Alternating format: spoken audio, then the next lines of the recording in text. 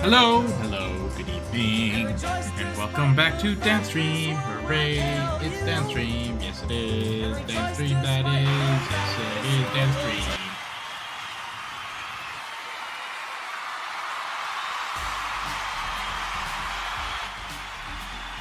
Alright, enough of that.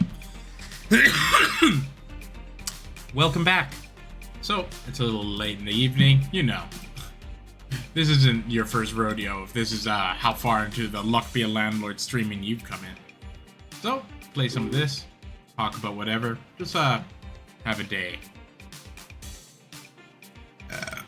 So, I'm not gonna fool myself. I'm gonna go with the strategy that wins. Mining.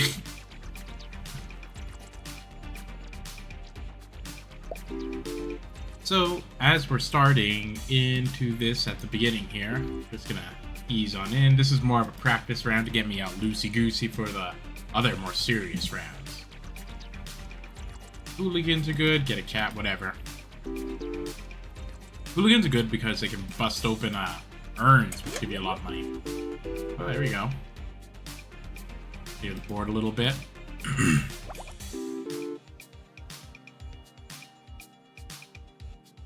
Collecting a lot of things I can clear the board with, but my mission stands true.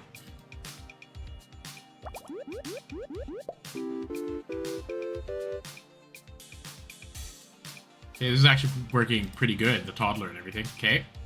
This ore. Yeah, I don't know if I will be using the rain cloud, but you know. Give her a shot.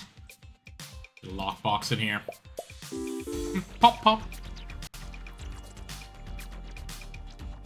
Who would be watching this? The most likely candidate of someone to be watching this right now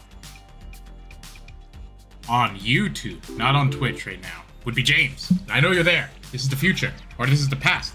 This is 10 p.m., 1 hour in the future on the 25th.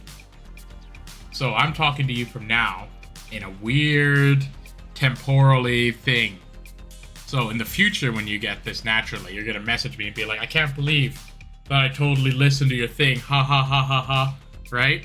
But if you say 10:01 p.m. April 25th, then there we go. Let's see if this works. Oh my god, I'm excited. This might be a thing. Oh, I can know to the minute how long from this moment till when it goes to be continued, eh? What if it? This is like me throwing a message in a bottle and throwing it into the ocean and hoping that it'll get back to me. But it might. Anywho, let us continue.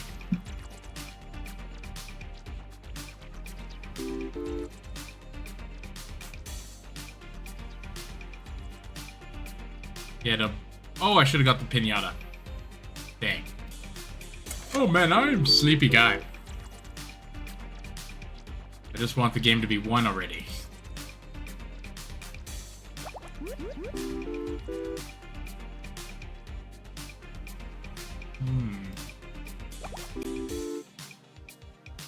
It's kind of funny that I have a few of these gambling games, you know? Like this one, Balatro. I suppose in a sense, even Slay the Spire is kind of like a little bit gambling in a sense. It's more of like a card-based roguelike. But there's a bit of luck aspect to it. Oh wow, I just squeaked by. Yes, thank goodness. Dwarven Anvil. Need something to start busting these open.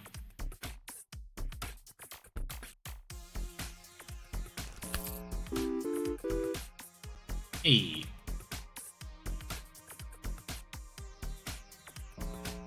Man, I'm excited. What if James does message me back and say like, hey, I got the message from the Luck Be the Landlord stream, and then I can know to the minute roughly how long. It'll be fun. Hopefully it happens. If not, nothing lost, nothing gained. So that's the thing about these like big like speculations, is that you could say very outlandish things, and if they don't come true, Oh, really? Wow, I lost by 3? I thought I was doing good. But you can say outlandish things, but if they don't come true, they're forgotten. And if they do come true, suddenly you're like a prophet. Right? So, it's interesting. So, there's no real downside, in a sense, to saying outlandish things. Or, like, outlandish claims. Because if you get a few right, then suddenly you're like a prophet. That's essentially what like Nosferatu was about. Or not Nosferatu, what am I thinking? What did I say? Vampire instead of Nostradamus, that's it. That's basically his whole shtick. He just made like a million billion predictions, right? Like just, oh, things are gonna happen, and oh, this and that and the other, right? And then like basically like something vaguely close would happen, and then people are like, oh, he did it. Oh, I believe him. Ridiculous.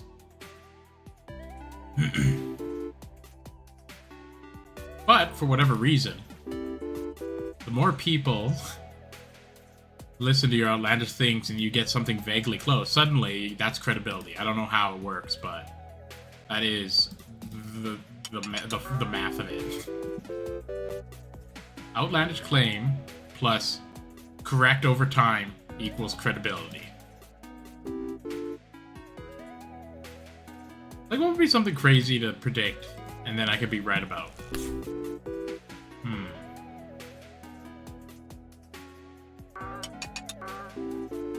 Like a lot of the Nostradamus things were like, let me see here, do I have a toddler? I don't. But his things were like, oh, these great mountains will fall or something. And it's just like, oh, you mean like 9/11? Ha ha ha. When the Twin Towers, it's just like, that's kind of like big mountains because they didn't have skyscrapers back then because they wouldn't under... It's just like, Jesus, how many more rationalizations do you have to make your freaking story work? Right?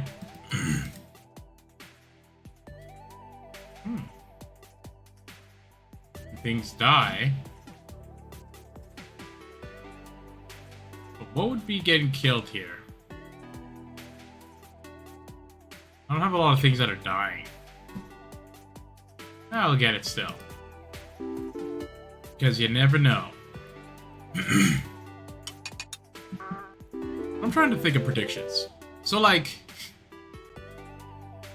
this is actually not a prediction, but this is more of like a thought experiment I've done by myself. Is that I've thought of what is a crazy technology right now that's gonna like revolutionize the world in, let's say, like 30 years, kind of like how the internet had revolutionized the world in the like since like I don't know what, like the late 70s till now, like with the massive amount of information transferring and stuff, and like how we're able to communicate, do like our world with it. What would be the next kind of technological thing that will be available to every person that we think would be kind of like crazy? Because like back in the day before the internet, people were like, whoa, having like a cell phone or like even like modern telecommunications is better than saying the internet, I would say. But like having like a communicator or something to talk to someone long distance over like wirelessly was like unheard of, and now we just take it for granted. It's just like what we do every day. And so I wonder, but like that's even kind of the case with like video games and stuff. I was talking with someone about LAN parties. So back in the day, you used to pack your computer over to your friends with a bunch of your other friends and wire them all together with a router. And then you could play games together with low latency and have a good time, like Counter-Strike and stuff. So you'd be able to play with your friends, no latency, everyone's talking together. And this was also before voice comms was like a thing. So you can actually talk to each other and trash talk while you're playing and doing whatever, right? Like, it's a good time. But like now with modern internet being so good, you don't even have that aspect. So it's interesting to see how these things that we think are strife in a sense actually added to an immersion to a game, right? Like having to set up all this stuff to router and LAN with your friends took a lot of like effort, but worth it because it was fun, and you actually felt more rewarded afterwards. Goldfish and egg both give me a thing. Yeah, it's interesting. That's kind of like the opposite of what I was saying of. That's something that was lost, as opposed to something I'm thinking that will be the future. And so my idea, naturally off the top of my head, when I thought of this the very first time, and I still think it's a pretty good idea, is that I think being able to 3D print your own organs for replacement might be a thing. Because we have 3D printing of those like plastics and stuff. But what's to say that you won't start to be able to get your own like bioreactor in your closet, that you'd be able to swab your DNA and extract it, and then get viable DNA cultures and cultivate it in your closet, right? Like with a machine, you just swab your like saliva or something, and it synthesizes DNA, and then you can get it into essentially a stem cell-y kind of thing. And then what's to say you don't have a 3D printer that takes that whatever majig, makes a shape of the organ you want, and you allow it to mature, and then suddenly you have some backup organs, so you can go live your wild life and not be too worried that, not too worried that you're gonna die because, you got some friggin' kidneys back home, you got an ankle, I think that's gonna be a thing. High resolution, because like if you can get your resolution high enough to a degree, right? That would be the issue. Getting a high resolution so you can have like blood vessels and capillaries would be a little bit tough.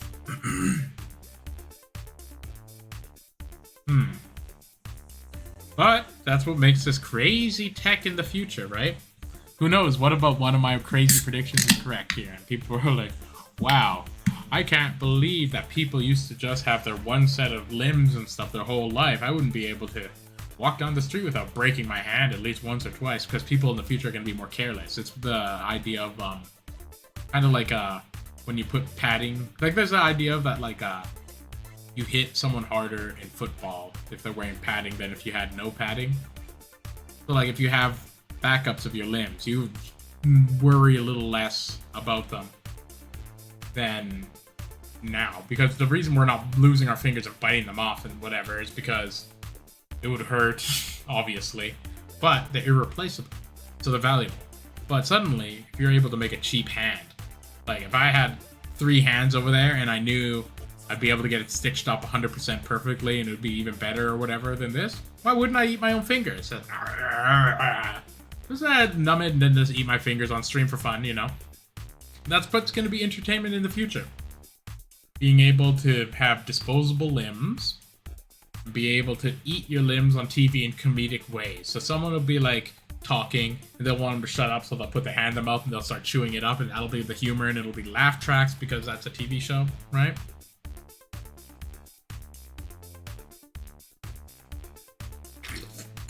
I could see it now as plain as day.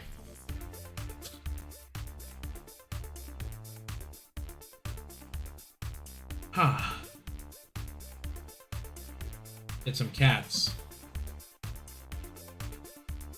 Comedian, eh? But doesn't that sound exactly correct?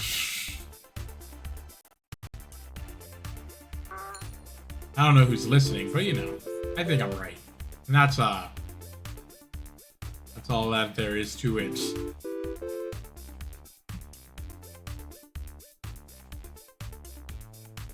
Another thing I was thinking about is like people think about like the idea of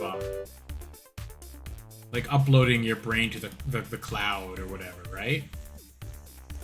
Or like the internet or your consciousness to a computer.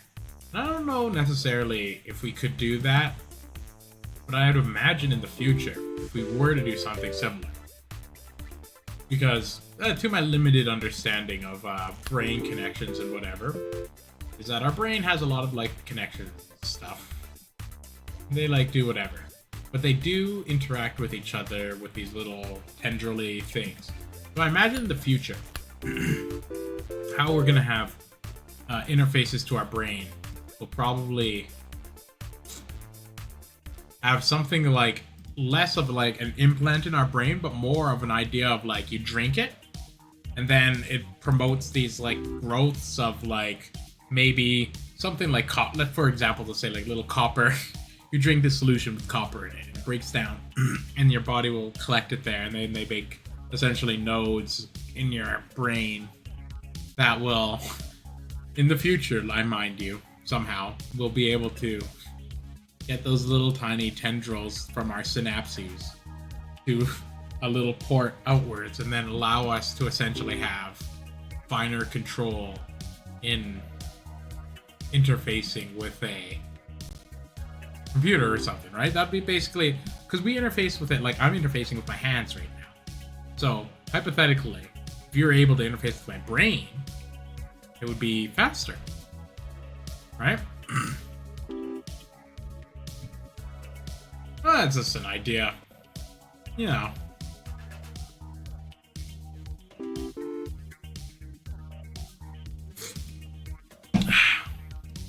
I'm just allowing you to have some free association thoughts that I have all the time.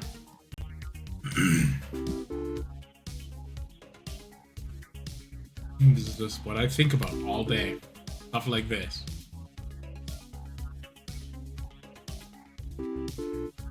Ugh. Ooh, I've had a very, very strong moment of tired that just washed over me right now. Feel I don't know how to describe it. Like a slumping feeling, like a kind of vibe, if that makes sense.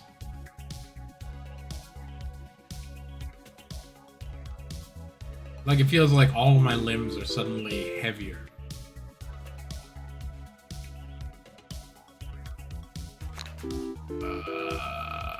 Feels like I have to. Feels like I have to, like, have you ever had mud on your boots or something and your boots get heavy and you have to like kind of lift with your knee to get your foot out of the water or the mud or whatever, like it's like stuck? That's how it feels to like lift my knees right now. Like, it feels like I'm like dragging them out of mud because I'm also sleepy for some reason. Ooh, nice toddlers, they shared that candy.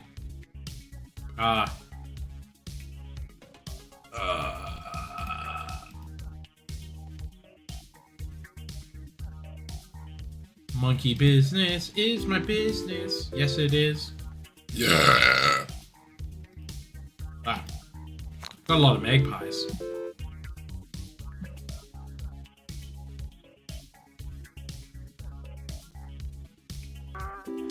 Boop, boop, boop, boop, boop, boop, boop, boop, boop. I will skip. So let me think. What other kind of crazy technologies could there be in the future? I don't know. What are fashionable things to say? I think it's very fashionable to think of AI. I was talking about the idea of AI. So without human influence, I think it's very difficult to think about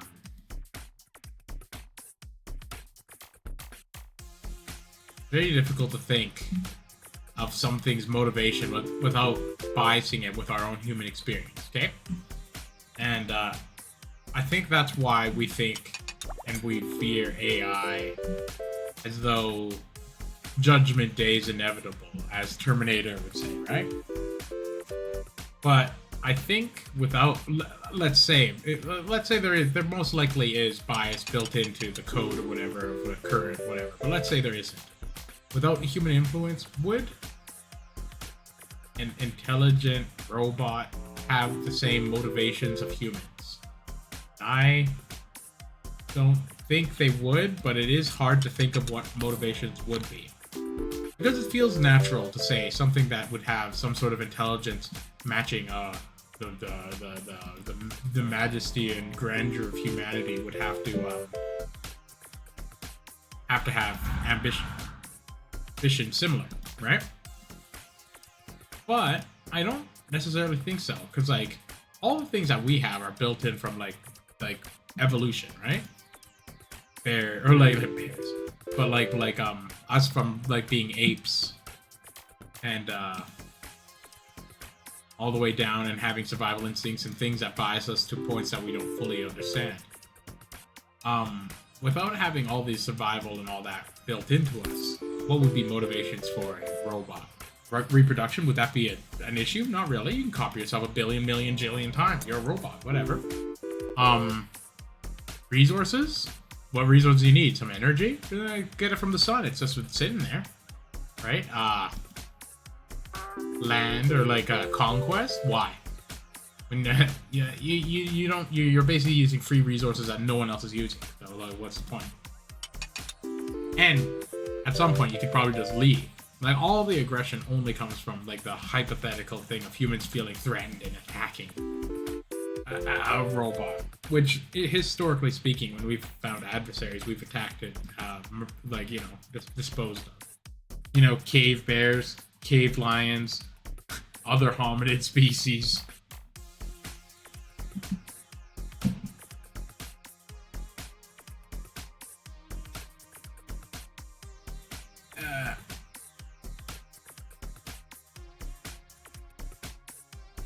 Let's get some eggs. Get some wealth because of Jared. Get 4 leaf because of WoW. There we go. That's a nice one. But yeah, I don't know. There's some ideas, I think, of the future. Do I think that the future is bleak? Possibly. But possibly not. Ooh, jeez, what was that? Sounds like a big car or like thunder or something almost. I wonder, what kind of technology would be good to capture carbon and then sequester it in a sense? Like, what? I wonder if I grew giant vats of algae. Giant vats of algae and then essentially put them in essentially giant plastic bags. And then threw them in the bottom of like giant pits and covered them with dirt. Would that be worse than not growing them and letting the carbon do whatever? Wow, I lost again. Why am I losing? Why do I never win this game anymore? I like used to win this game like every single time, and then like one day something happened and I never ever win. I think it's when I started skipping. I started skipping and then I started losing forever.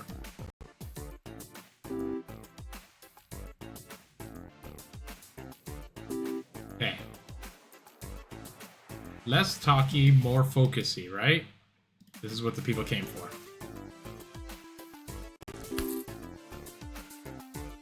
All robots will be coin operate in the future. They gotta play money because I exist. See?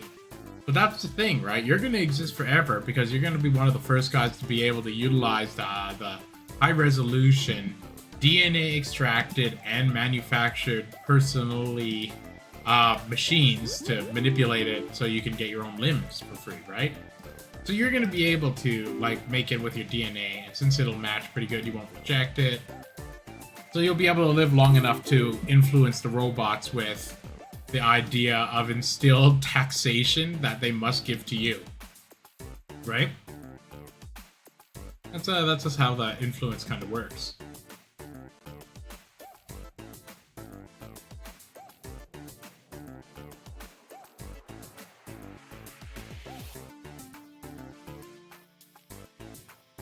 Is that thunder? I'm not seeing lightning, but it sounds like a truck moving over a bump. Algae will eventually release all carbon underground, bury it deep, and make diamonds. No, but like functionally, like the idea of the algae thing, right? Like, it isn't like a long-term necessarily good idea, or maybe is, but like hear me out. So the idea is that we get the algae, we grow it, and however much carbon it's sequestered in its body and its cells will be taken from the air, right? It's going to be fertilizer and whatever, right? And maybe we can do some sort of process and we can process the algae to hopefully get it back, or maybe even use it for future generations of fertilizer in a sense to get it back. But if we get a net gain of carbon out of the air. And then essentially, even like if we crudely just grabbed it and threw it into the plastic bags and threw it underground, would that be good? Because it would make the ratio of the atmosphere better with less carbon and a granular scale, let's say. Right? Maybe.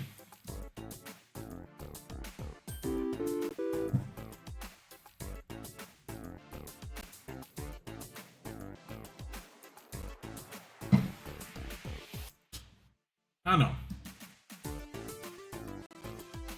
Like, let me kick you another hypothetical here. So let's say we used nuclear power to power a system of pumps and like whatever, and pipes to essentially grow algae in giant panels that cover over things that they spill in to these giant sheet panels to get photosynthesis, and then allowed to also travel down them into another pipe, down, around, go down, rest a bit, and then essentially be pumped around. So you'd be able to have like this cycling series of algae growing, and then having air bubble through it to get the carbon dioxide out, or whatever. Right? And I say nuclear because you can basically just use it for whatever. And you can just sit it down somewhere, right? Take it from the air, put it in the ground, release it back gradually when greenhouse gas emissions under control. Yeah, well, essentially that would be carbon cycling, right? Like you know how the water cycle works? You'd essentially have it with the carbon cycle, but essentially we would be functionally... Well, we would have... I don't know if you maybe want to take it out of the ground at some point to process it in some way. But my idea is, the idea of it is just essentially to get it out of the air where it's a negative, right?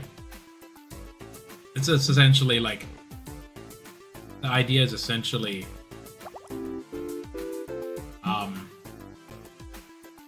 condensating friggin' carbon dioxide in a sense, but instead of condensating it like water droplets, we turn it into cells of a plant, and then we just lock it up. Because that's all they were initially, right? They used to be little algae that weren't digested by anything. So they just sat underground and got covered under layers and layers, and then just got smushed underground. They turn into fossil fuels, right? Because that's all they are. So in a sense, you're kind of just repeating that cycle again by using algae to pull it. So interestingly, this reminds me of a PBS show or a thing I watch on PBS Eons on YouTube. You should check it out. It was talking about like the oxygen extinction or whatever. So before there was like a lot more carbon dioxide in the earth, but then the early algae that first came on Earth and evolved, or like cyanobacteria that first evolved, started metabolizing that carbon dioxide into their cells and turning it into oxygen. And basically that's when like there was more oxygen in the earth and it started killing everything because there was too much oxygen, right? Can't keep storing underground. It'll naturally high amounts forever. Eventually it'll rupture the ground. See, this is what you do. You get a few like plastic bags from Safeway. You get like your carbon, you just put it in there, and you tie it up. You go to a hole, you huck it in the hole, you throw some dirt on top of it. You're good. You're good. That's all you do. Just leave it like that. Never go back. Like you just make sure that like you leave it in like plastic or something that won't biodegrade. And then every now and then just throw some concrete or something on it. You're good to go. Ooh, popsicle. I don't think I've ever seen this one. The conditional effects of essences must happen 2 times for them to be destroyed. This item cannot be disabled. Okay, sure.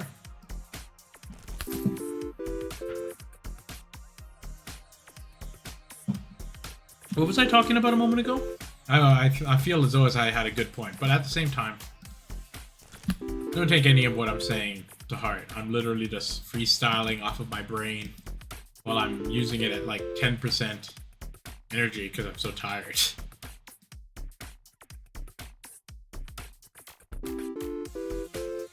Well, I have a fleet of miners. So what I'm trying to say is that yes, I can. Yes, I can keep storing it underground. You know, basically what already nature has done, that's what I would be doing. Nature has stored carbon underground by keeping it in algae, then releasing it that way. Been doing it literally for millions of years.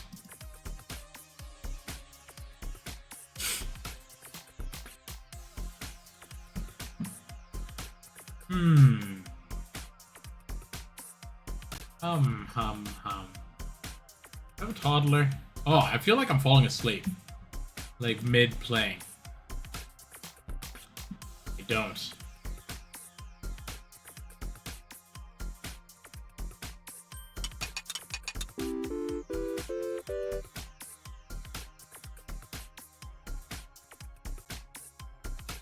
There we are. But anyways, do you ever think about things? Like of ways that you'd be able to sequester carbon out of the air in any way better than that? Essentially, that's what plants do. They literally just do that, right? Like, that's what they do. They do what I'm saying right now. They pull carbon dioxide out of the air. They use carbon in the fibers that make their body. That's a happy monkey. Storing lots of pressurized gases underground, get them out of the air, isn't really going to be stable there forever. No, it's not going to be gases. They're algae. There'd be solids, basically liquids. So also you could dehydrate the algae so it'd be like a powder. Right? It'd be like a dry powder with very, very low humidity. Very low, very low. Like you're essentially freeze drying it. Like, so it's a powder. Right? And then you throw that into plastic bags. And then you make it so there's no air. And then you bury it underground. You could use like old abandoned mines. Just go into old abandoned mines with like a drone or something, drive them down with a bulldozer or something, and just freaking push them down there. And then eventually just collapse the mine at the end or something after you filled it with like carbon bags. Right? Also, dehydrating them afterwards lets you take the water back out. So you still get water, but you lose the carbon dioxide, and then you're using your nuclear reactor to charge all these, or power all these machines. Right? Simple.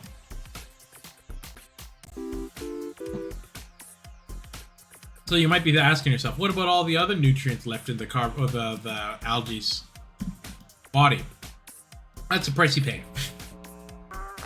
Unfortunately, this isn't gonna be a free system. I don't think it's gonna be necessarily free. This would have to be essentially a funded kind of thing. I don't think this would actually make money, but this would pull carbon out of the air. Is what I'm saying. It would be nice if it was positive. See, what I think would be possible to make it more valuable would be that you would be able to sell the algae. If you can get a certain strain of algae that could either be eaten or turned into some sort of other thing as a product, that at least keeps the carbon out of the air. I guess if you put it into a product, it doesn't get carbon out of it does take it out of the air, but it's still on the land. Because if it's a product, then let's say like it was like food or something, it still gets digested and then spewed out onto the land. But it's not a greenhouse gas. Maybe in a sense, but not as much. But that'd be a way to basically recuperate the fertilizer costs or whatever that the other nutrients that requires to grow the algae, right?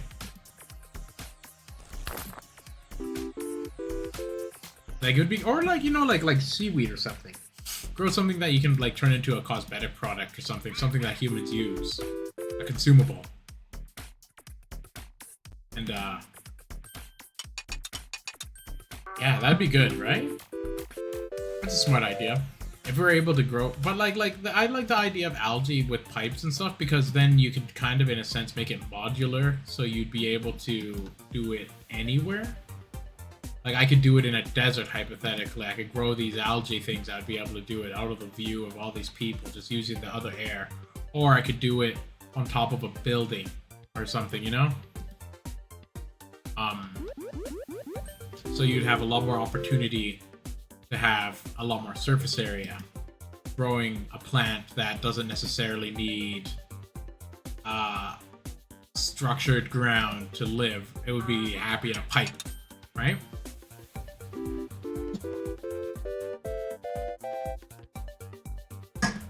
So what do you think of that, Jared? Decent little plan off of the kind of just like a little bit of me thinking. Me thinks, anywho.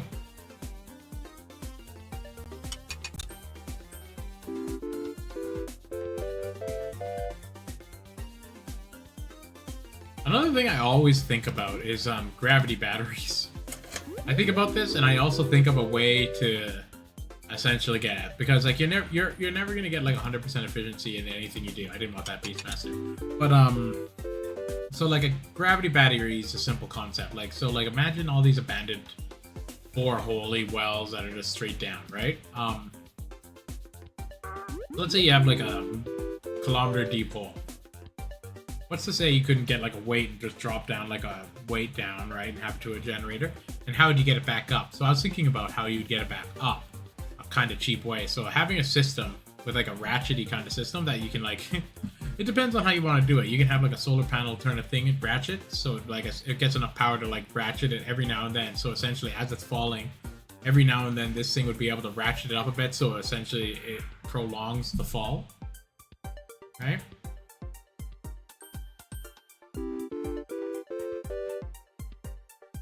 If you have something use carbon dioxide so we don't have as much in the air would be great. Even something on land that converts it to oxygen. So you want to know an interesting thing about algae and why they make oxygen? So they take the carbon dioxide, right, and they use the oxygen for something else. So I found out that algae or whatever, like I think I was looking at spirulina in particular, which is actually a cyanobacteria, which isn't necessarily an algae, but that's neither here nor there. Cyanobacteria are actually more ancient, but so essentially, when they grow and photosynthesize, they get fat and they'll sink to the bottom. And when they're not getting enough sunlight, they'll synthesize some of that whatever, and they'll make oxygen, and they'll make an oxygen bubble, and then they ride that oxygen bubble up so they can get to the sunlight. So that's the reason why they make oxygen, is so they can get to the sunlight better. Which I thought was just kind of a cool thing, right? It's like, oh wow. So all that oxygen is just really there just so they can take a ride up. Pretty cool though, eh?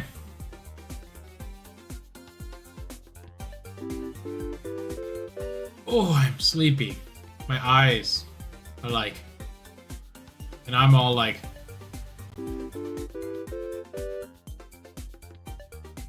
So Jared, when I'm playing that tabs game, we gotta convince a whole bunch of people to make a bunch of content related with you. So something with you throwing money or something.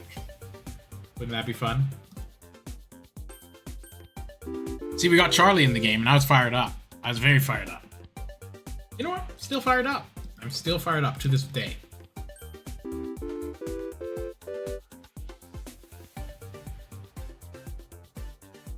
Like, it brings me joy that other people, other than myself, get promotions through my stream. Oh no, I'm not gonna make it. I've lost.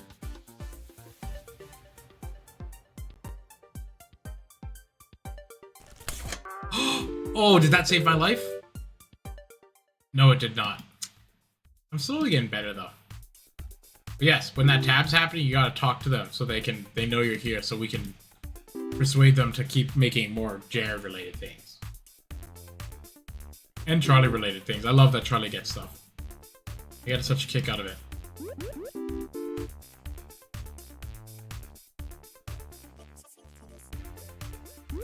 Oh, just resting my eyes feels so good.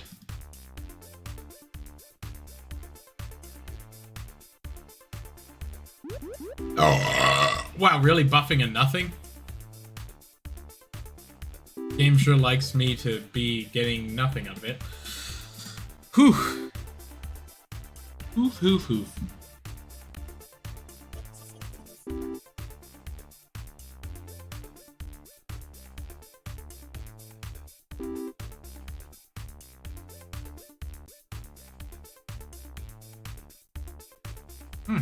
I was hoping to get a fish tank, and I did. Interesting.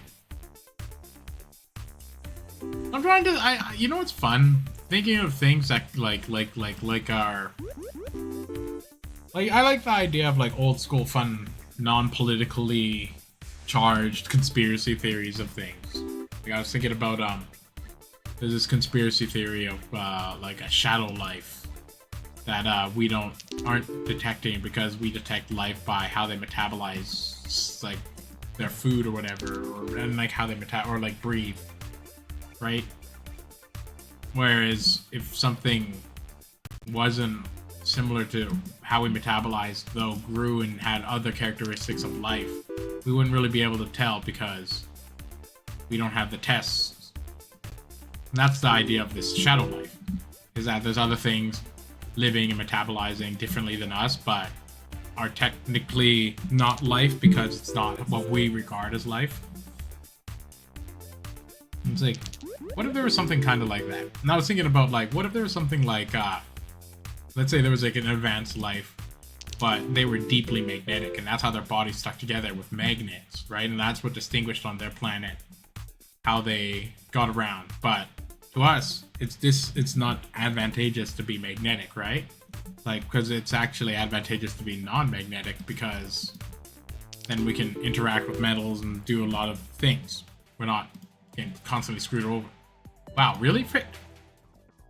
How did I even win this game before?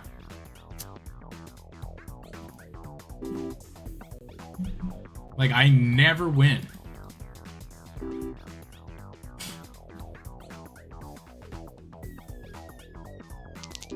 But yeah. That is all. Magnet. Okay. Because of my damn tiredness. Making me all sleepy all the time.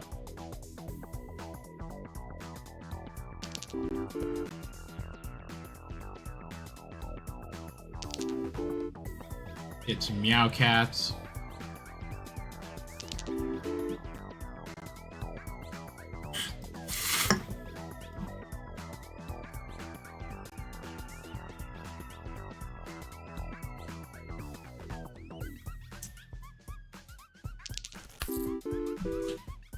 See, when I get that dwarf thing, it gives twice as many guys that can get my ore for me.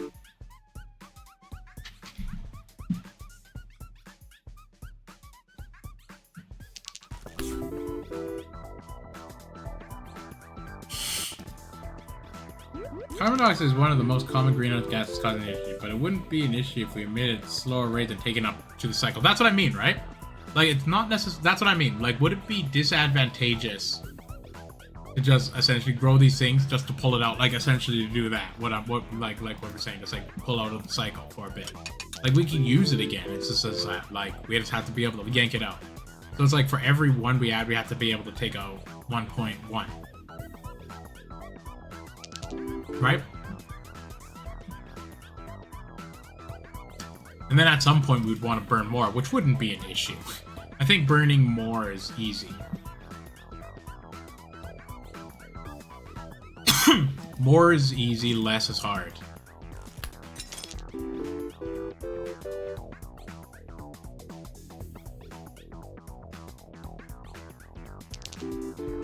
You know, another thing that I think would be cool.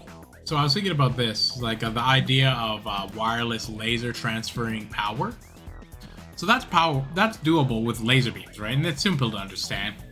Solar panel, 10% efficiency, gets it in space, puts it to a battery, big laser, lets the battery charge it for a while. You want to pass it, you use the laser, you pass it through space, the laser beam shoots it, someone else catches it with their solar panel. You lose a lot of the power along the way, and you just keep jumping it. But what if you had like a hub that'd be able to like have a fleet of little ones that all send it over.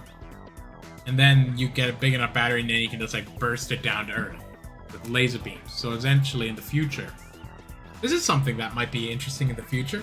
Power transfer through laser beams through difficult to traverse areas or in space, because you'd lose a lot less power when you're shooting laser beams in space because there's less matter to have to push through that would be dissipating it.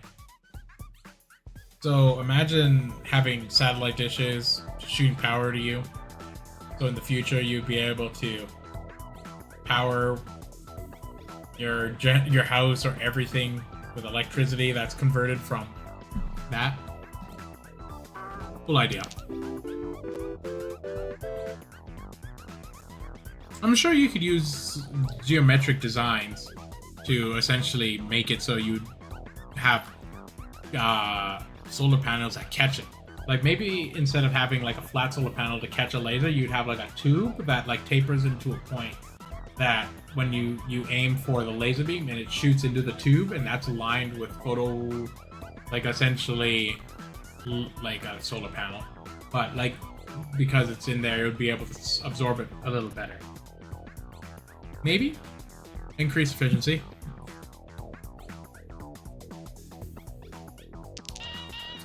I can't be talking about this. It's making me lose the game. Jared, just keep bringing up all the good ideas. Damn you.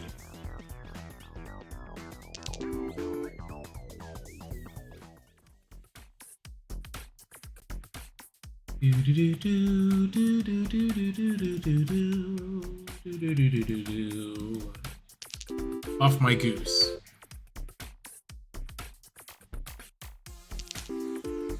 Off my geese.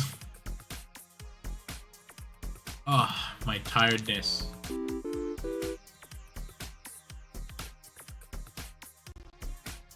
Get a wabbit.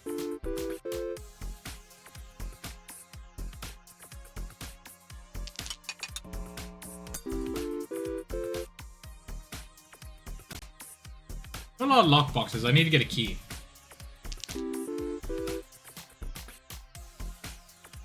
You want to increase the rate of update of emissions, and it wouldn't build up excess in the algae to avoid saturating and rupturing the ground and just release gases. You wouldn't necessarily even have to put it underground then.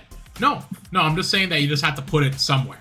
I'm suggesting underground because that's underutilized. Like I'm saying like abandoned mines and stuff, like ground that's just like not being used, or hazardous areas, bad areas. You just kind of throw it there. I was just saying underground just because it freaking gets it out of the way, right?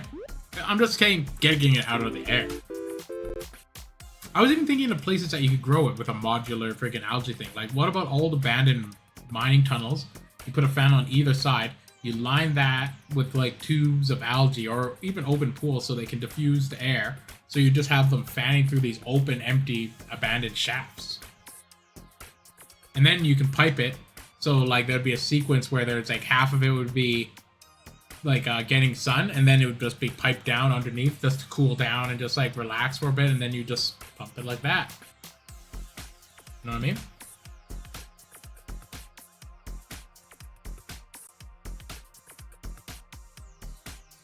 It's doable.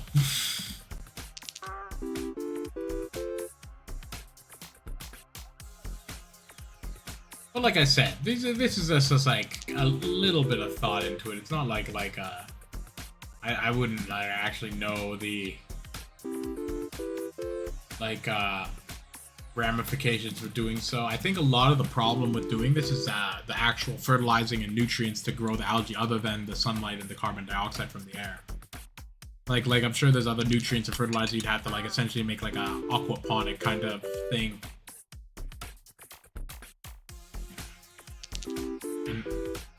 And like all of those nutrients would become the algae itself, like it would be in its tissues. Ooh, that was nice. It got a lot of lockboxes for that. Nice, okay.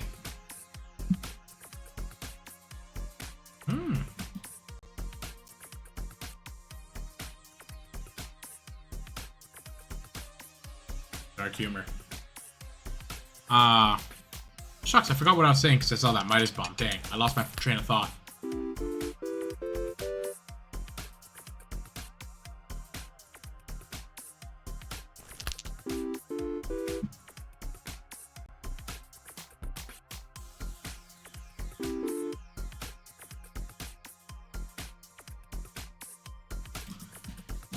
I thought I was saying something interesting, but perhaps I was just being silly.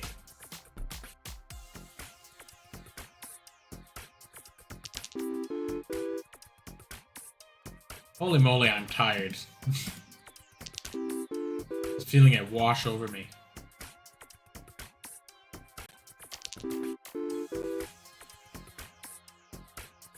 Luckily I got that big hit from that Midas bump, because that really saved me there.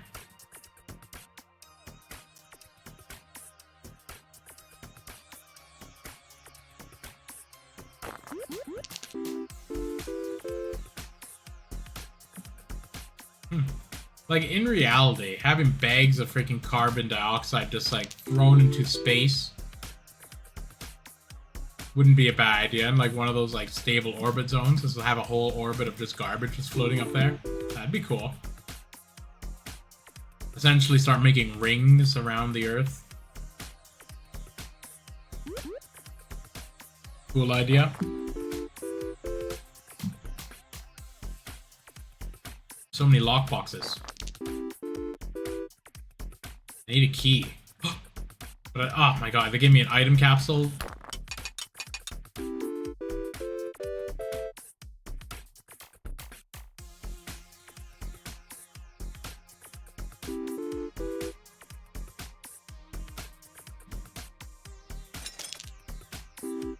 Huh. Oh, I have that shrine breaker. I didn't even realize that. So that was just fortunate. Destroy itself after whatever. I don't need a hooligan. Give me that booze. Give me X-ray machine. Okay, here we go. Now I'm getting some synergy. Hopefully we're starting to work this out now. I need a lockbox. Or a key. That golem's good.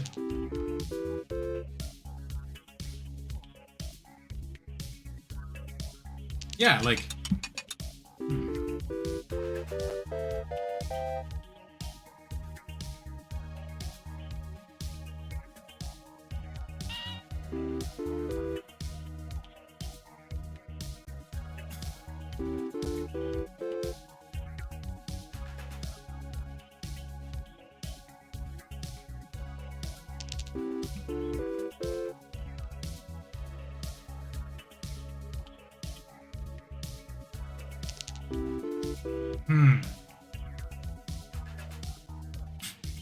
Get more lockboxes.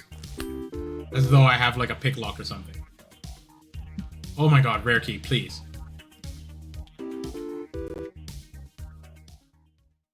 Unfreaking believable, this game.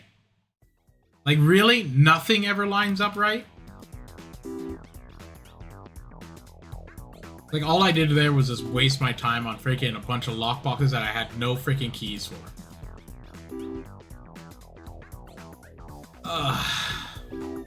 It pains me. It's like I get like 1 degree more tired every single time I don't get it. Infinitely tired.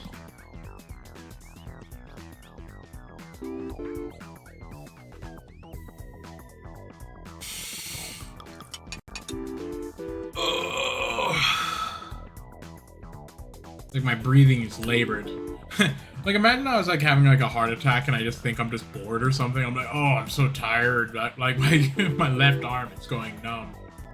And like my chest hurts out of tiredness. It's just me describing me having a heart attack. I'm just like, oh, it's just what it feels like's happening.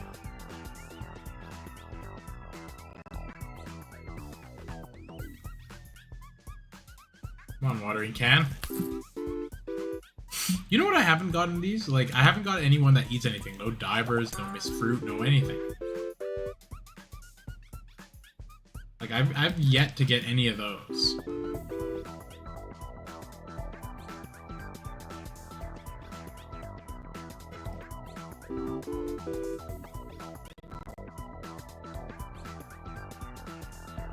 I was tempted by the lockboxes last time and it screwed me, but I'm gonna be tempted again. Always tempted by it.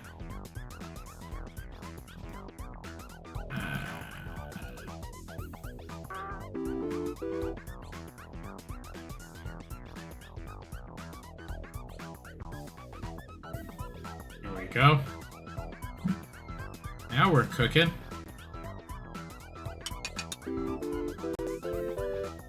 So let's see. We want the carbon and we want the oxygen. We just want them separate. Cover the land with plants, algae, and other carbon dioxide to oxygen converters. Think about a higher conversion rate than getting carbon dioxide out of the way. Well, actually, I saw an interesting thing about like there was like this algae. I think it was like called like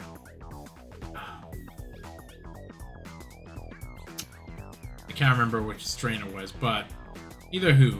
They got this algae, but what they did is they used discarded cloths, like old cloth, just to be a structure for the algae to sit in. So what they would do is they would have these old cloths and they would let the algae go through and it would like saturate the cloth and just hang it up.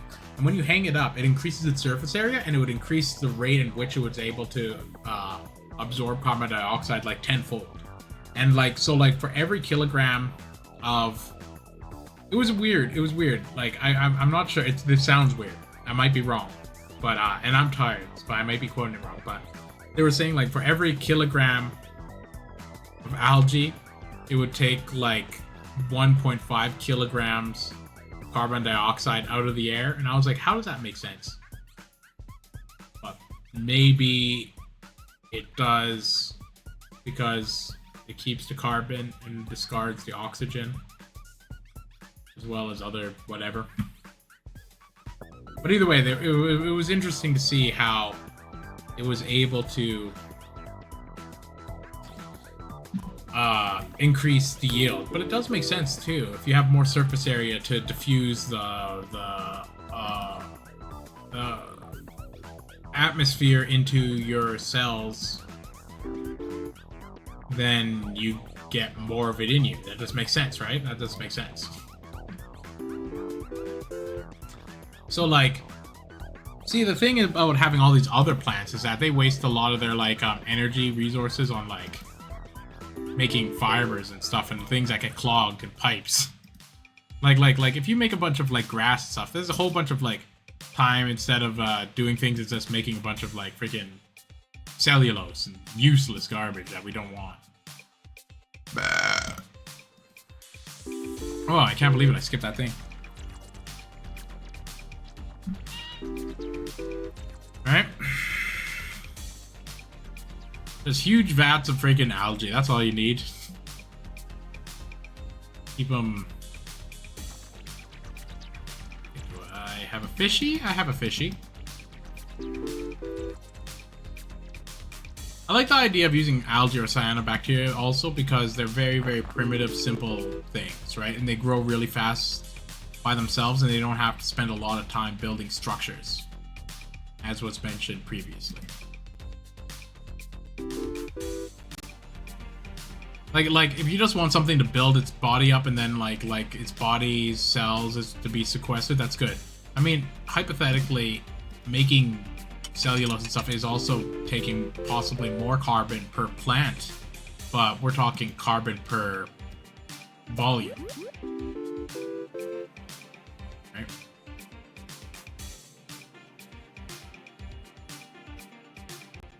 I do have a nerd. Okay. Oh, frick, that's gonna be nice. What? Oh my god, did you see how big that was? That was 29, that was over 3,000. That was huge, that was huge. Wow, okay, that woke me up. Wow, look at it's still going up. That actually might have been the biggest one I've ever had.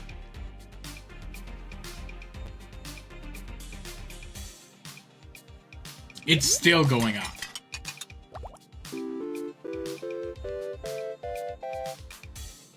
Well, all of those losses have made up for it because now it just keeps going up. Wow. Is this the biggest roll I've ever had?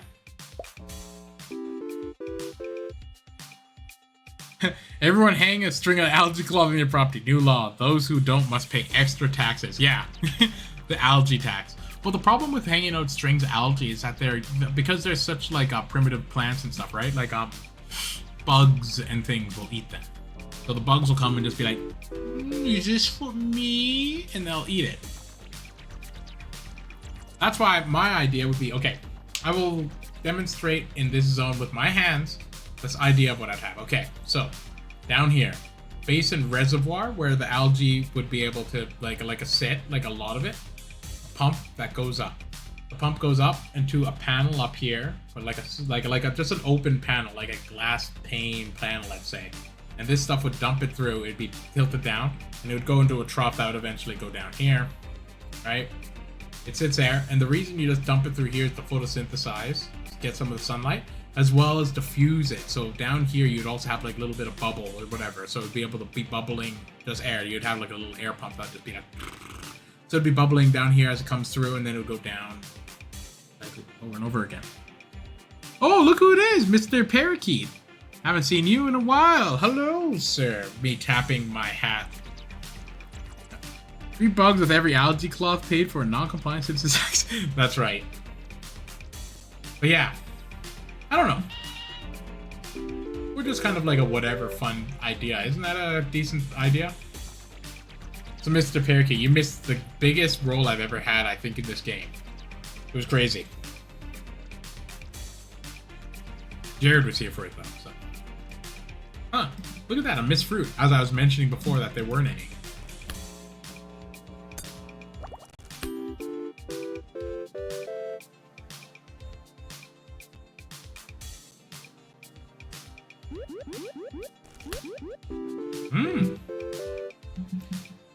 Been a while. Too busy with school. How's your school? What kind of school stuff are you doing there, Mr. Pal? It's been since Rain World. Man, I'm speaking of Rain World. Frick, I should pick that up again. So, I have a question about Rain World too. Physics, frick. I love physics. What kind of physics are you doing? Ugh. Oh, what do you got a test on?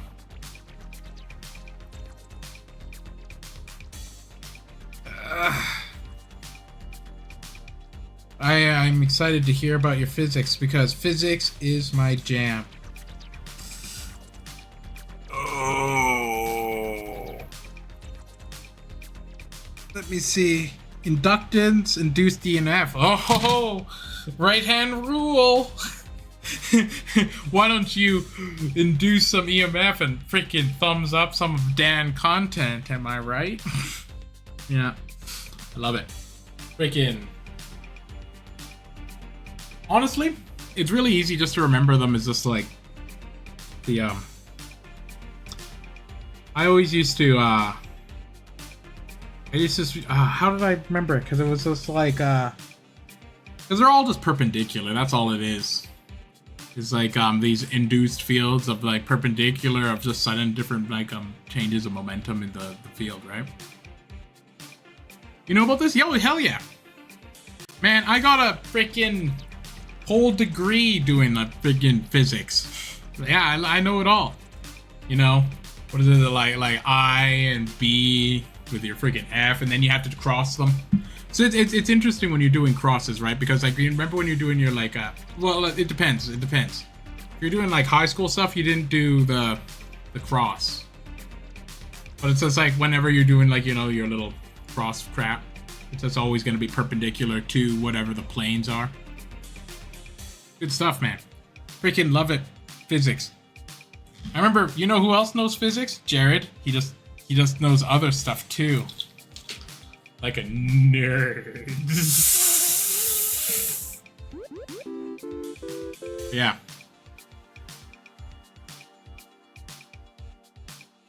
Cool stuff, that. Do I have any boxes?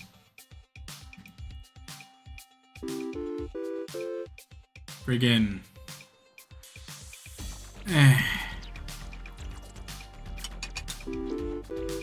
physics is so fun. Man, just thinking about it. You know what's interesting about like fields and stuff is that they have very similar things to well, I guess inductance and stuff. All of those things are just Maxwell equations. It's I was actually thinking about Maxwell's equations, which is weird to me because like they just derived them from just like some freaking strange like old math crap, right? Because like I remember having to derive Maxwell's equations, but to me it didn't feel intuitive how they got to Maxwell's equations, even though Maxwell's equations are like everything.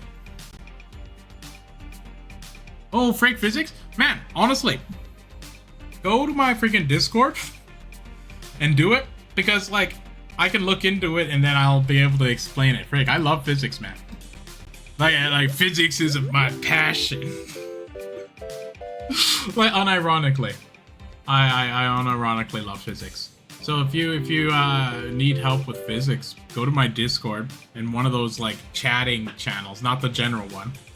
Be like, hey, can you help me with this physics? And I'll Google it, because I don't know it off the top of my head, right? I'll probably have to look into it a little bit, but then I can understand the concept and I'll be like, hey, this is what to my understanding, and then I can see if I can help you out. It's like free tutoring. You're welcome. You got a You're not on my Discord? What are you doing?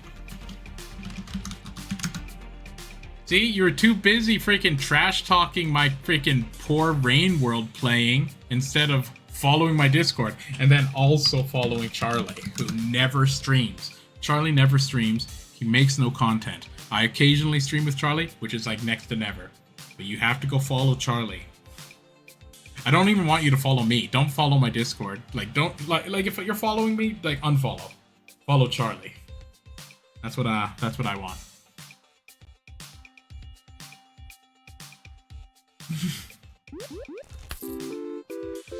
Yeah, tell your friends. You need help with physics? See, Jared? It isn't useless. This is how you make friends. You razzle dazzle them with your stream. You slowly edge into telling them that you have a degree with physics, and then you help them with said physics.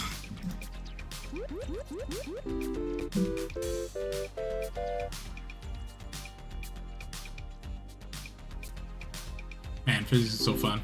Just thinking about it right now.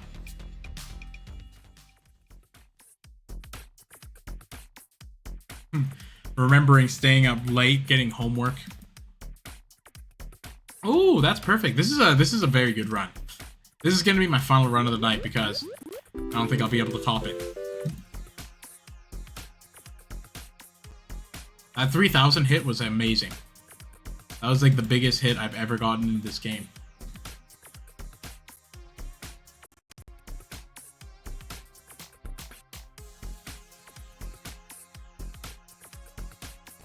Dude, I'm actually in awe. I'm struggling to comprehend Maxwell's equations. Well, Maxwell's equations are... The thing is, they make a lot of sense when you're looking at it, and like they make sense like physically through observation and everything, but I always had a little bit of difficulty fully on... Like, you know what? I would actually have to probably look at it again and see the proof of it. But there's... I don't know. So there's this interesting thing, right? Like between like because people often think electromagnetic fields and all the charged objects moving perpendicular to the field, the charge contributes to the field itself. Therefore, well, that's why it's inducted. So assume no air resistance at a charge of the mass of the object. Assume the charge of the field doesn't affect it. You have to assume it all. So the interesting thing is that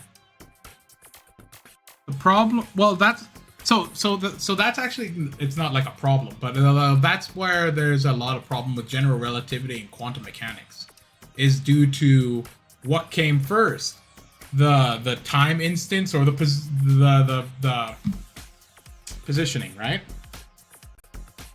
Because it's like as something moves, it induces it makes the field, but the field itself affects the movement, right? So what's happening, right? So, okay, this is not necessarily a real theory. This is just something that I kind of believe, is that all of these fields are the same kind of thing. Like I see these fields and stuff purely as the medium of transferring different energies that are currently moving through said field with certain frequencies and helicities and stuff. But they're functionally the same. And there is no time, because time is induced from the movement, and without movement, there's no time. So the faster things move, more time, or what is known as displacement, would be generated, but the system itself isn't really losing or gaining energy. It's just displacing said wave format from this position to here. And to do that, time is required to do it. So when you do the equations, you can use some little unit conversions to switch time into distance, or you can switch it to anything you want, right? But you can do that. So once you start doing that, then you can actually make 1 second into, let's say, let's say if you're a photon, let's say you're light or something, right? So 1 second suddenly just becomes like 3 times 10 to the 8 meters, right? So when you write that in your equation, suddenly you don't have time at all. It's time independent. You just have most movement, which would be the distances, right? And yeah, did space come first?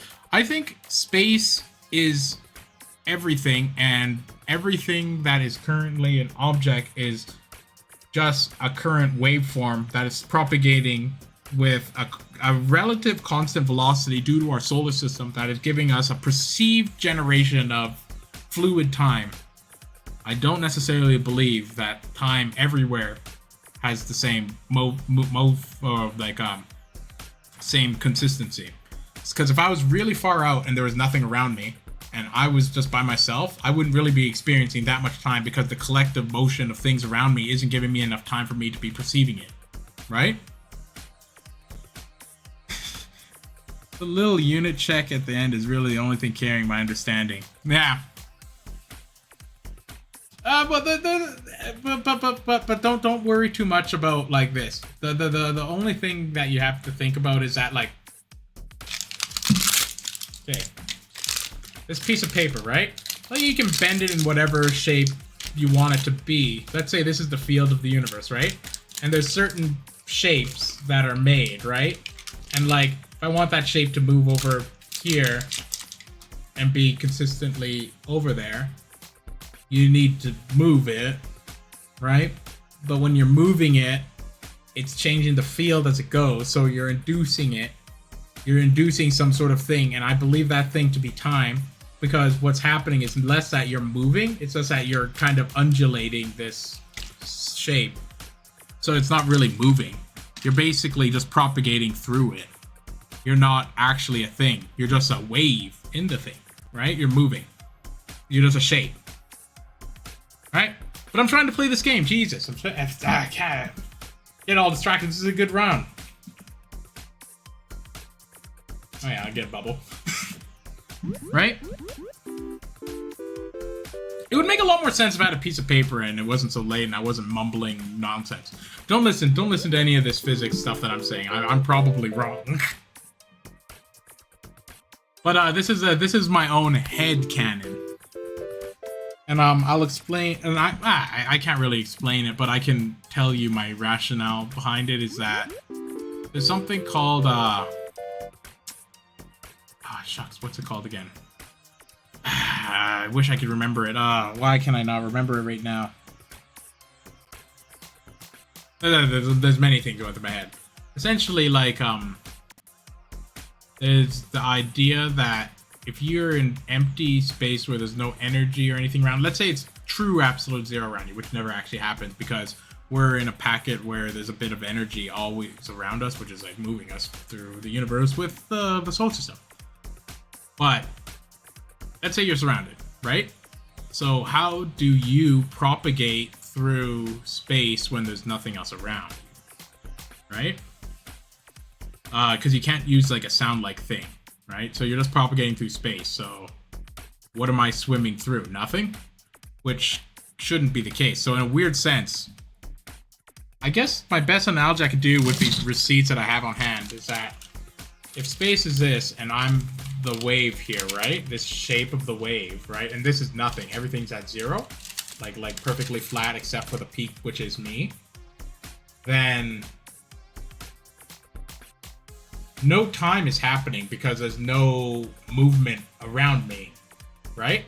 So I'm just pinned essentially in the universe as a wave that's not dissipating in any direction necessarily, if hopefully.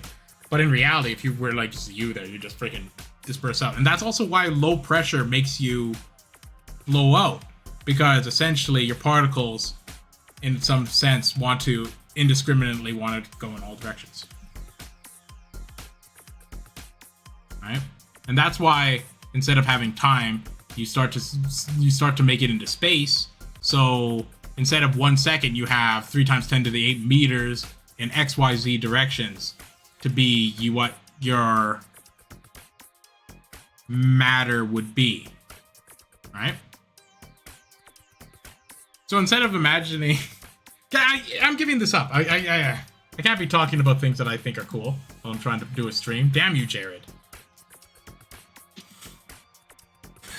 Making me skip things that I didn't mean to. Anyhow, this isn't this nonsense. Right? Your particles would dissipate.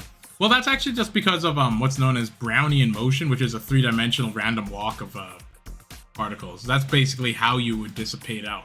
But the reason you dissipate out is because you're an energy peak and it's surrounded by no energy, so that region will just kind of suck it out. It's kind of like a high pressure, low pressure thing. You know what I like is that there's a lot of macro sized phenomenon that do strangely have the same reactions as quantum and small phenomena. So like flow would be an example of that. I use flow all the time as the example. Like a river has flow, but flux can also have flow. Anywho. Yeah.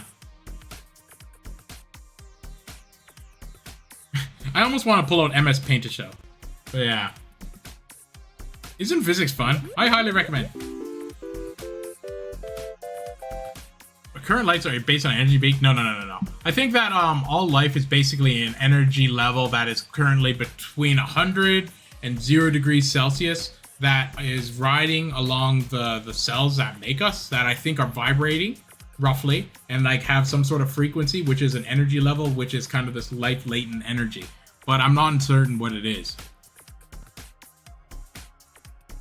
But no, I think we're basically similar to, like, in reality, all we are is a puddle that decided to get up one freaking day. You're like, oh, I'm a puddle. But in reality, we're technically inanimate objects, except we think we're not because we've tricked ourselves to not think we're inanimate. But essentially, we're functionally rock people. We're just very fine ground up dust that is rearranged in a strange way. And functionally, even though we think we're human and stuff, we're functionally just like rock people. We're made out of freaking iron, and carbon, and crap. We're just a really interestingly put together rock and water. Right? I'm made out of stardust. No. Not even stardust. But like, we are made out of, essentially, if I got a string and I went, and like a wave went through it, that's all we are. Yeah. You know what? I probably... Oh.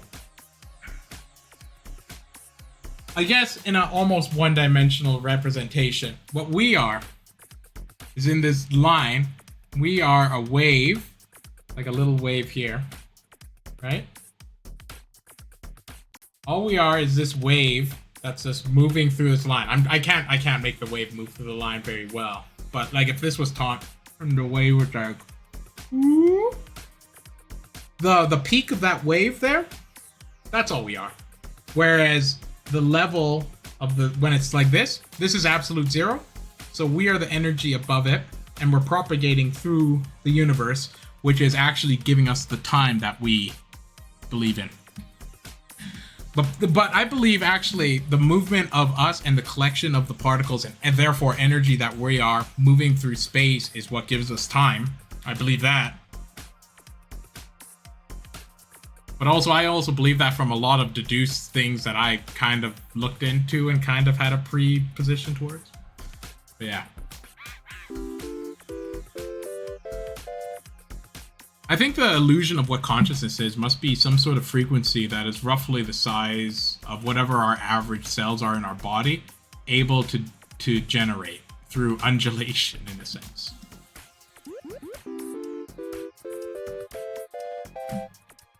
Anywho, did you follow my YouTube? Did you tell your friends about this? Did you go to my Discord? No, nothing to do with water. It's more of like a propagation of just a wave through a skipping rope. If I if I had a let's say use the string again. Now I'm gonna have to use like other appendages I have. So this is gonna be tied to my foot. Okay. So if I was to make like this wave and I was like to pluck it like this, it looks like it's moving too fast, but in reality it's just like a little wave like this going all the way over down the line, right? Like the wave looks like a shape, right? The shape of the wave doesn't really change as it's propagating down the line, right? But that's what we are. And the reason that we think that we're all at still and all these particles aren't moving right now is because all of us together are moving down the line. So I'm moving with my shape like this, but you're right beside me moving with your shape like this. So if I was to if we're in two cars and we're going down the road, right? And I look out the window to my left and you look out to your right, you would swear that I'm still. But that's because we're moving at the same speed going down the road, right? So we're both moving, but from my position in this car here, I look over, and your position you look over, and we look like we're stand still. That's the illusion. We know we're moving, but it looks like we're standing still because everything else, or the things that we're looking at, are moving at the same speed as us. Right?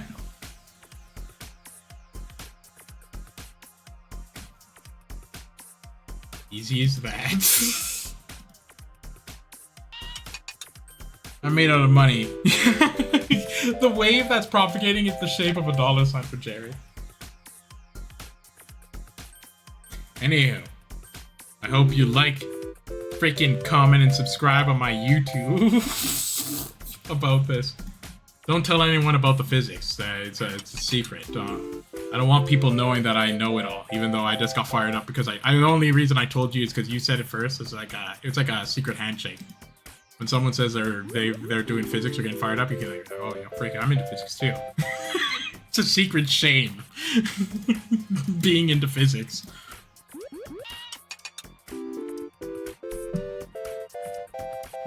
Yo man, you into physics? Hell yeah, I'm into physics, but what are you into? Yeah, I'm into that quantum. Oh frick, I'm into that macro stuff. Yo, geez, we have a little bit of an issue freaking getting our general relativity and our quantum to be consistent with each other. Oh, that's because of observed differences and freaking time.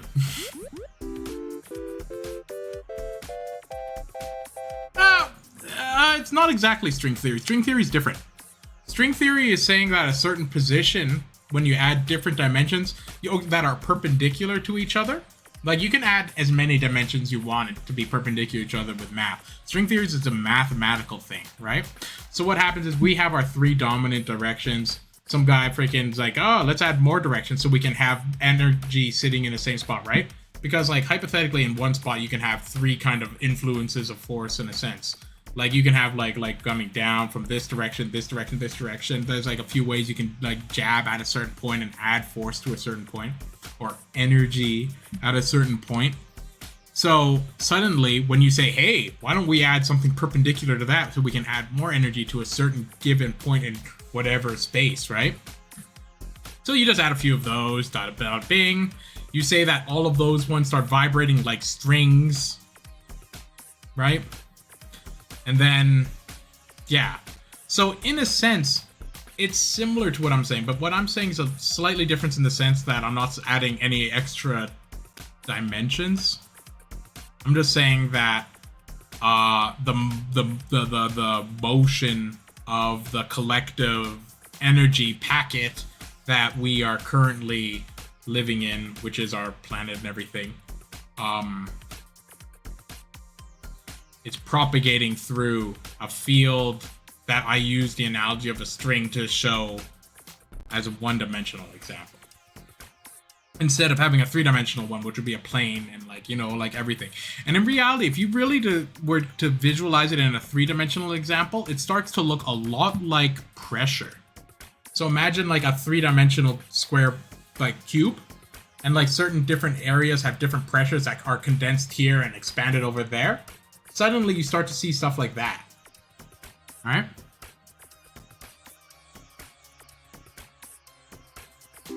Anywho, I gotta win this round. What? It's not my dollar-sign wave function. You can observe the wave collapse if you observe it. No. The thing is, once I observe it to be a dollar sign, it collapses to be the dollar sign. It doesn't collapse once again.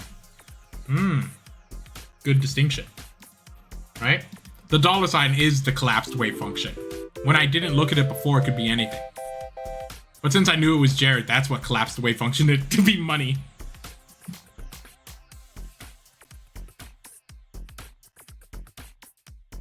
Oh, dang it.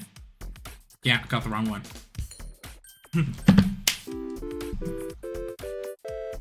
Long first that. Well, string theory is fancy because it gets a lot of like the biggest thing is that like quantum gravity gets established with it. Because once you add a few dimensions and stuff and they have to flow through each other, you start to see what appears to be attraction between particles and whatever that flow through these different dimensions. And that's kind of it's a lot of math trickery. I would honestly have I might have to look into it again. It's been a bit, but to look at the actual math to explain it better. But from my understanding, it used a lot of like essential Maxwell equations added with three perpendicular dimension things, and then adding a time one to make it the 10th. Personally, I'm not the biggest fan of the string theory or the interpretation of it, even though it sounds very similar to what I was saying earlier, which is a bit different. Because I believe mine is what's known as local realism, which it's more of an interpretation. But this is the kind of astrology aspect of physics. Like there's kind of some sort of like you have to like, well, I guess that's to any sort of like idea or if anything is there's like unknowns that you have to kind of take these leaps of faith to believe, right? And I don't know. I could be wrong. more often, or more likely than not, I actually am wrong, if history tells. Because through all of history, the smartest people in the world have been wrong about many, many things. And considering I'm the smartest person in the world, I might be wrong just like the previous people. That being said, I might not be. I might be the best one. So, people watch out for that too. I actually might just be the best. So, I wouldn't write that out.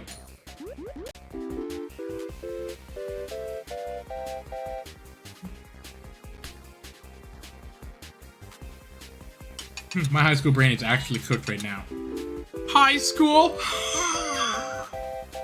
Man, I loved high school, like physics and science and all that stuff because it was so easy. It was so easy. Like I remember I did physics and chemistry and all that stuff because it was just I didn't have to study for it. like I didn't actually really study until like a few years into university. Like I would say like I didn't study until like third year university because the first 2 years were just like whatever.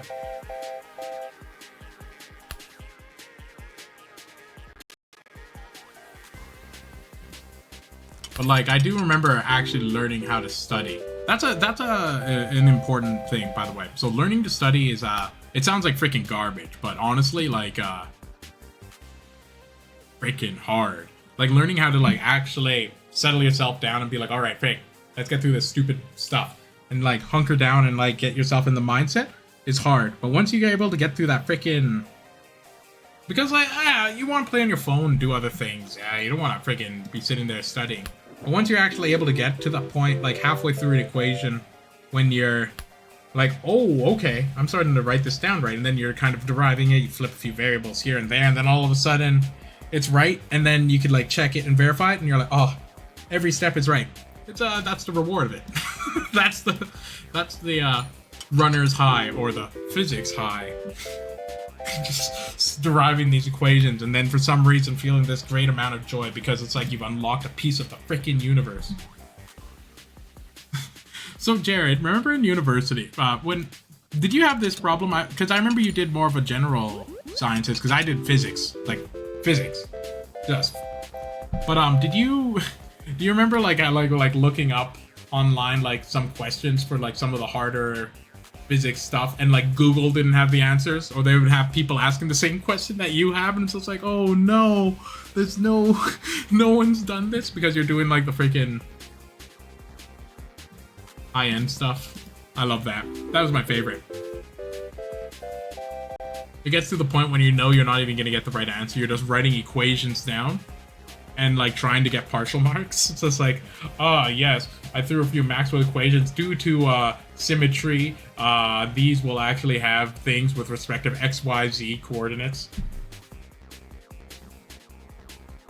I love that. I miss doing physics. I miss it so much. I loved it so much. It was actually a joy. Toiling over just toiling over some, you know, equations and stuff. It's a game. Physics is just a game, right?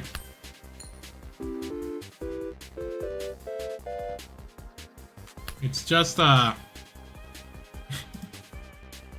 it's like I don't know. Yeah, it's just like a puzzle game, right? It's like a weighing the odds kind of thing. Oh, enjoyable is what it is. A lot. It's insight in building. It makes you feel fun and happy to freaking see the world and understand it a bit deeper. Feel like, oh, it's interesting. Oh, I understand now why water on top of lakes have steam coming off even though it's cold out. I get it now. You know, like it's cool. It's cool to be able to explain to someone why the sky is blue. You know? Frick.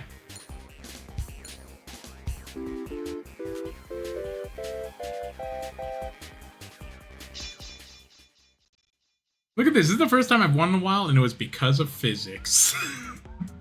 So, it's all over. Thanks to all your hard work and persistence, your landlord was buried underground. Whoa, where all that carbon's supposed to go, am I right? Buried underground. Only I can understand electricity and magnetism. Man. So, you know what's funny? So, in university, one of the hardest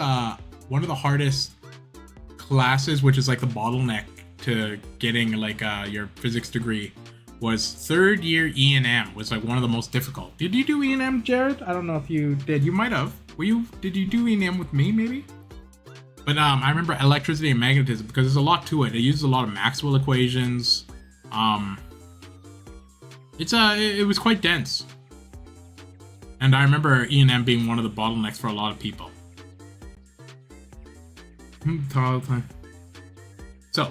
So I wondered, would I observe time if all space was at absolute zero? Not likely. So if time exists as a fundamental component of existence, well, if it does, not in my existence. Nope. So there is no true absolute zero. So absolute zero would be, you wouldn't actually be able to, well, this is hard to say. But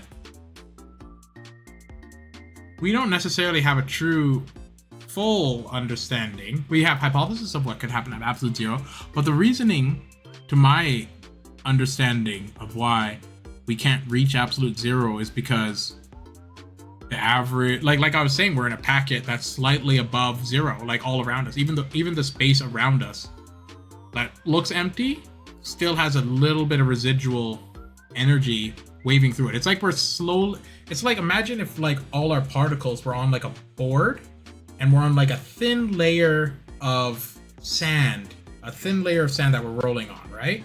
Almost indistinguishable, but we're riding on this layer of sand that's just above absolute zero. All right. But it's hard to say. Given how one thing reacts when one has a higher level and a lower level, it's fair to say that all the energy that would be right next to something absolute zero would want to transfer over to it, right? So it would have a huge amount of pull over there. So it's fair to say they would be. It would probably, yeah, rip at you. Yeah. You'd probably want to propagate, like, just go up. Huh. Anywho. I won. My low-level understanding of the reasons you wouldn't understand a true absolute zero because it shouldn't be possible to observe because there should be zero information about it. Well, that's true. But all absolute zero... here's a real easy understanding of it. Back to the paper. Absolute zero is when this is perfectly flat. Once there's a little crinkle in it, that little peak there, that's energy, right? To get to absolute zero. So the thing is that basically everything's riding on like a little bit of energy. So this thing is never perfectly flat. And if it were perfectly flat, all the things that were like little peaks on it would want to go into the perfectly flat area because it's energy favorable, right? Oop. So absolute zero, it's less about information. Information in the sense that energy could be in an occupied region, sure. But, well, there's a lot of things that we don't understand. At absolute zero, it's hard to say, would there be space there? Like, because, like, there's a lot of things we don't know. We don't know what space is. Hypothetically, we don't even know what time is. Right? There's a lot to it. But what I'm thinking is that everything is made out of space. Like, all of our particles are made out of space, but the thing is all they are is certain frequencies or that make a certain geometric shape in a certain space or region at that time, right? And since we're all moving at the same speed in the same direction, we experience what looks still but isn't, right? Basically all science. I did a bit of basic. I didn't really specialize in anything. Yeah, see, the thing is you went for a well-rounded, smart build, whereas I, a genius, went into a hyper-specialized niche that no one wants and that no one needs, and I think it's only useful to me so I can have a good time with it. Right? Anywho. Yeah, thanks for coming by, guys. This went a little longer than I expected. I thought it was gonna be a short one, but I kind of kept going because I started talking about my boring interests. But yeah, if you are interested in more physics stuff, freaking talk to my Discord. I'll try my best to talk about it and look into it a little bit if you actually are into it. You know what I mean? But anyway, this is good night, guys. I go sleep now. I'll talk to you later.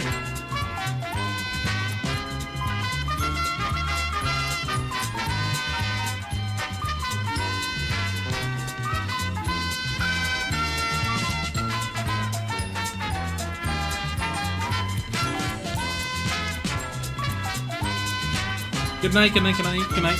Hey, would you be able to help me with, Rain World? Am I able to get the neurons from the freaking guy back? I just sleep early for the test tomorrow. Yeah, man. Get 8 hours. 8 hours is my freaking jam. If you could do 8 hours, I highly recommend it.